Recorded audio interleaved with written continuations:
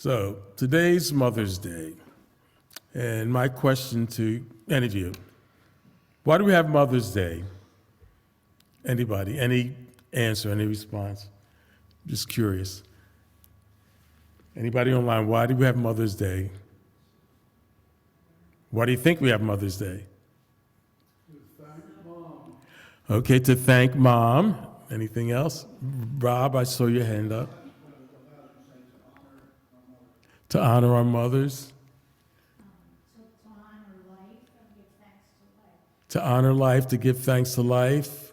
One more, Chuck. You thought invented by the car company. Okay. Anybody online, you want to have anything to say? Why do we have Mother's Day? Okay. All right.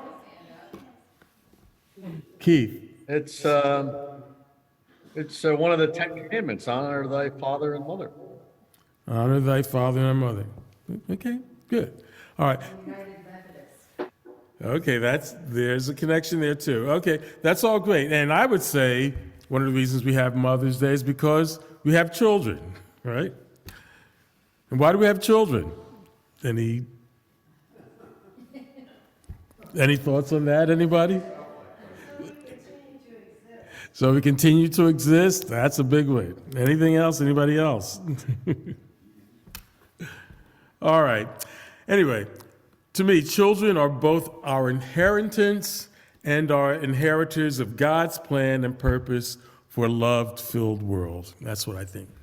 When we acknowledge our mothers, we concomitantly also acknowledge and honor our children and wherever they are in the world. And remember, God loves the little children, red, yellow, black, and white. They are all precious in God's sight. The children, past, present, and future, are simply our world. Full stop. So now the mothers, let's get back to the mothers and the origin of Mother's Day as we observe it. According to Heidi Stonehill from the Old Farmer's Almanac, Mother's Day actually began as a women's movement to better the lives of Americans. Its forgotten origins spring from two lifelong activists who championed efforts toward better health, welfare, and peace. The creation of a national Mother's Day is primarily attributed to three women: Anne Reeves Jarvis, Julia Ward Howe, and Anne's daughter, Anna M. Jarvis. Known as Mother Jarvis, Anne Reeves Jarvis was a young Appalachian homemaker who taught Sunday school classes. She was a lifelong activist who in the mid-1800s had organized Mother's Day work clubs in West Virginia to combat unsanitary living conditions. Reeves Jarvis was concerned about the high infant mortality rate, even back then, especially pervasive in Appalachia, and wanted to educate and help mothers who needed it the most. During the Civil War, Mother Jarvis had also organized women's brigades, encouraging women to help without regard for which side their men had chosen. After the war, she proposed a Mother's Friendship Day to promote peace between former Union and Confederate families. Julia Ward Howe was a famous poet and reformer. During the Civil War, she volunteered for the U.S. Sanitary Commission, helping them to provide hygienic environments for hospitals and to ensure sanitary conditions during the care of sick and wounded soldiers.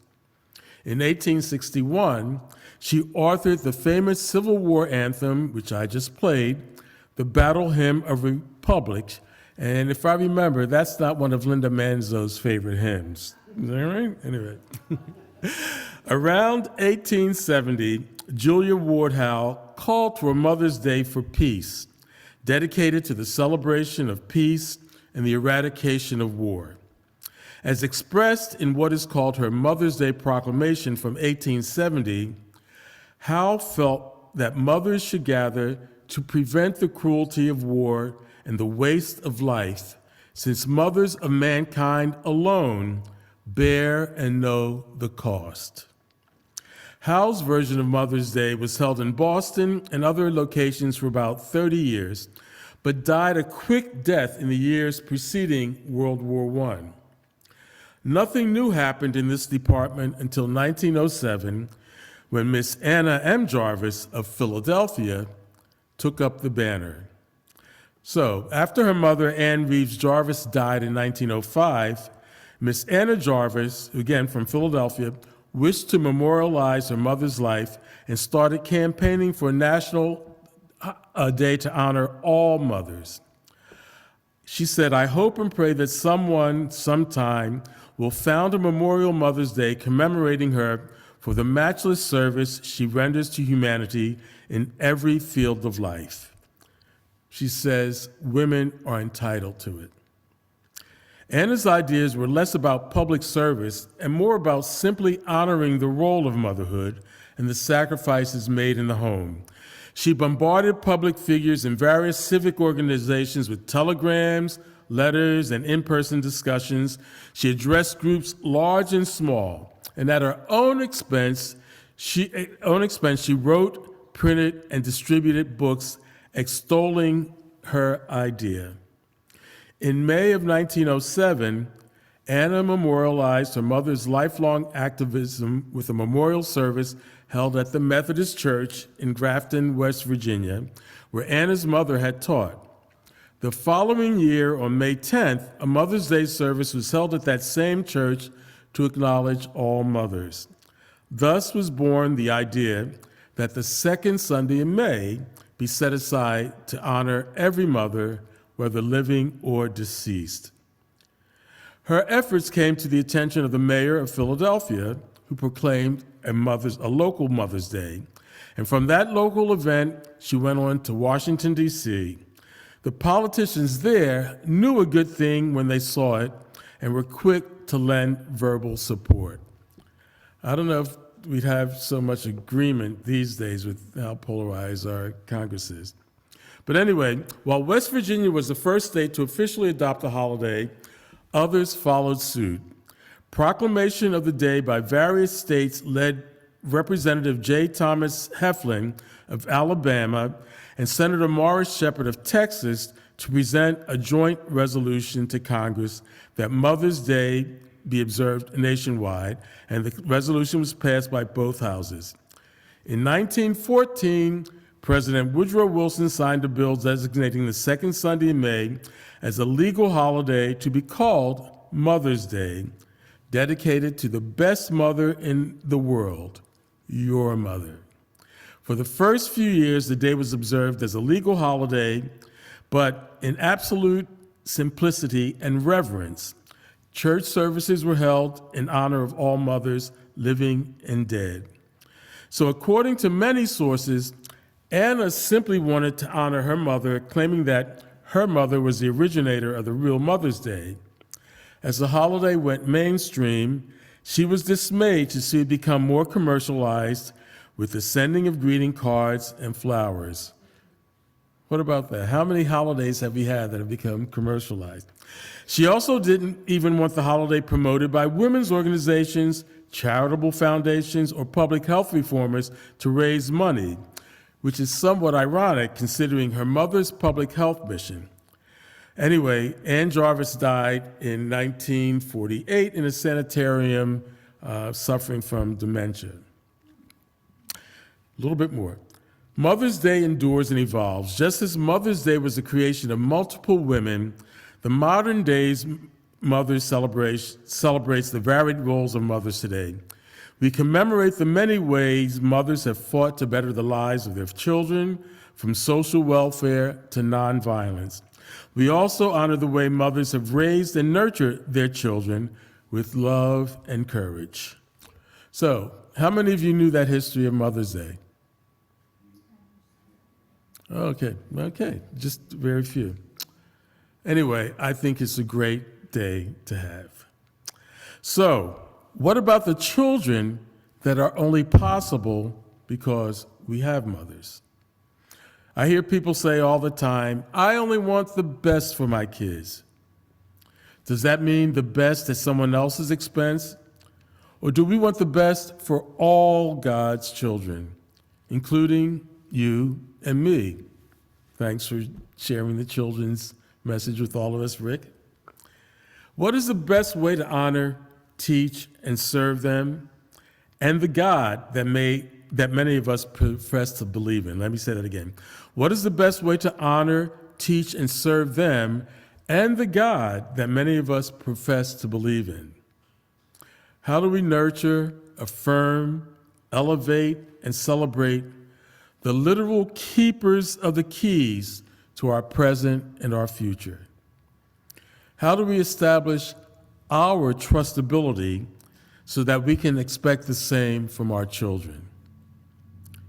We certainly don't do it by saying some of us don't belong here because we don't look, love, or believe like some self-appointed judges have ordained. We certainly don't do it by deciding that some historical tracts are of no value and that there is value in burning or banning books.